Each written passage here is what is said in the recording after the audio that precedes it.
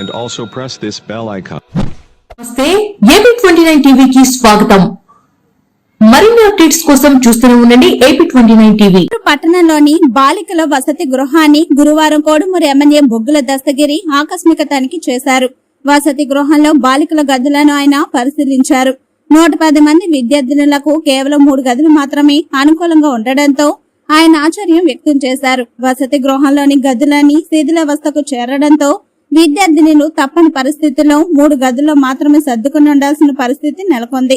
బాలికలు స్నానం చేసేందుకు గాను కేటాయించిన స్నానపు గదులకు కనీసం తలుపులు కూడా లేకపోవడంతో బాలికలు పరదాలను కట్టుకుని స్నానం చేయాల్సిన దుస్థితి నెలకొంది. గత కొన్ని సంవత్సరాలుగా విద్యార్థినులు తీవ్ర ఇబ్బందులు పడుతున్నా ప్రభుత్వాలు మారినా వారికి కనీస వసతులు కూడా కల్పించలేని పరిస్థితి నెలకొంది. వసతి గృహంలో డ్రైనేజ్ నీటిని పంపే డ్రైనేజ్ కాలువలో పూడిక పేరుకుపోవడంతో మురికి నీరంతా వసతి గృహంలోనే నిల్వ ఉండి పారిశుద్ధ్య సమస్య ఏర్పడింది. సమస్యలను పరిశీలించిన కోడుమూరు ఎమ్మెల్యే బొగ్గుల దస్తగిరి దీనికి గల కారణాలపై వార్డెన్ మాధవితో వివరాలను తెలుసుకున్నారు. ఈ సందర్భంగా వార్డెన్ మాధవి మాట్లాడుతూ గత ప్రభుత్వంలో వసతి గృహాన్ని మరమ్మతులు చేపడతామని 3 కోట్ల రూపాయలతో సోషల్ వెల్ఫేర్ శాఖ అధికారులు స్థానిక నగర పంచాయతీ శాఖ అధికారులు నివేదికను తయారు చేశారని, అయితే నిధుల కొరత కారణంగా ఎలాంటి పనులు చేపట్టలేదని సమాధానం ఇచ్చారు. విద్యార్థుల అరకొర వసతులతో ఇబ్బందులు పడుతున్నారని సంబంధిత అధికారులు స్పందించి బాలికల వసతి గృహానికి మరమ్మతులు చేపట్టాలని ఆమె సందర్భంగా కోరారు.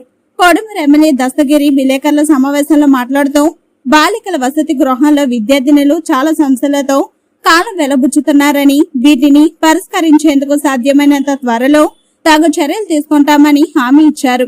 గత ప్రభుత్వం మాదిరిగా కాకుండా తమ హయాంలో వసతి గృహంలో సమస్యలను పరిష్కరించి విద్యార్థినులకు నాణ్యమైన ఆహారం వసతులు అందుబాటులో తీసుకువస్తామని తెలిపారు. వసతి గృహానికి సంబంధించి అభివృద్ధి పనులు మరియు సమస్యల పరిష్కారానికి నివేదికలను తమ దృష్టికి తీసుకురావాలని వార్డెన్ ను ఆదేశించారు.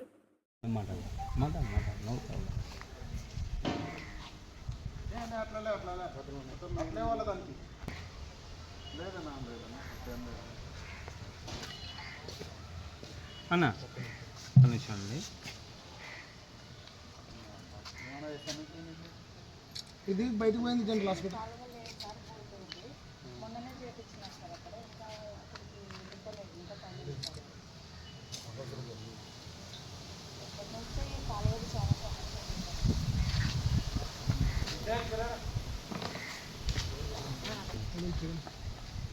బాత్రూంలో వాటి కూడా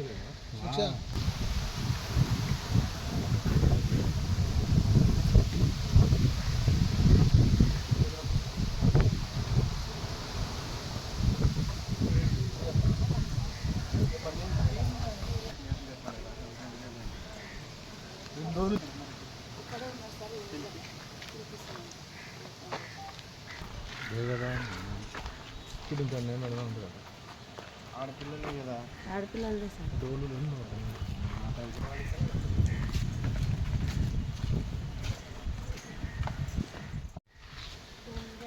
మా డిపార్ట్మెంట్ పెట్టాను. కొన్నిసారి ఎస్టిమేషన్ వస్తుంటున్నాను బిల్డింగ్ ఒక బిల్డింగ్ కానీ ఉంది సార్. లెటర్ కూడా ఉంది కాకుండా కొన్ని కంపెనీ ఎస్టిమేషన్ ఇస్తుంది.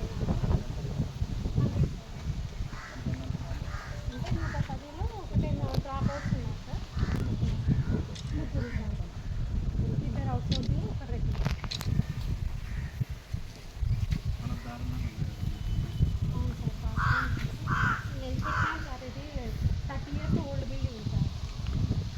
1993 ఇది కన్స్ట్రక్టెడ్.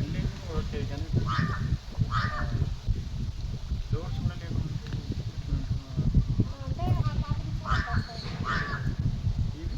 ఇవి అంటే ఇవి అవునవును సార్. అంటే ఇంకా మేము లెటర్ ఇచ్చినాం సార్. అన్ని సమస్యలేనా? నీళ్ళు కూడా లేవు.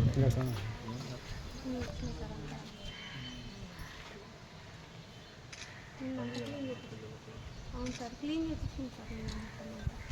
ట్రాక్టర్ వచ్చి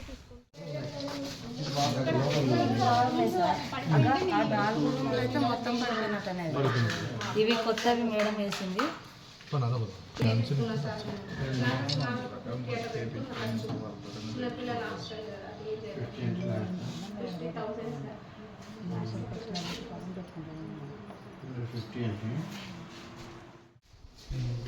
హలో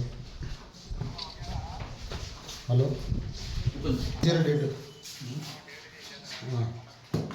తీసే డేట్ వదిలే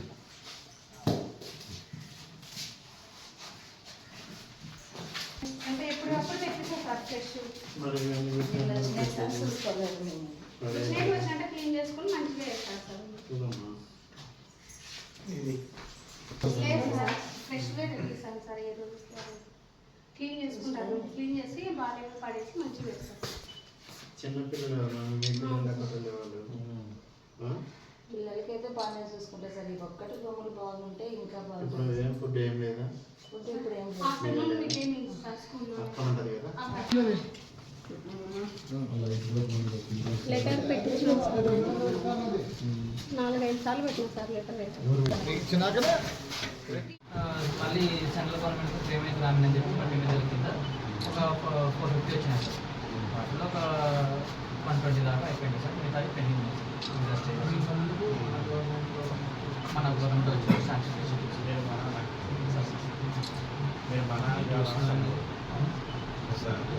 గత ప్రభుత్వం మీరు ఇబ్బంది పడతారు టీడీపై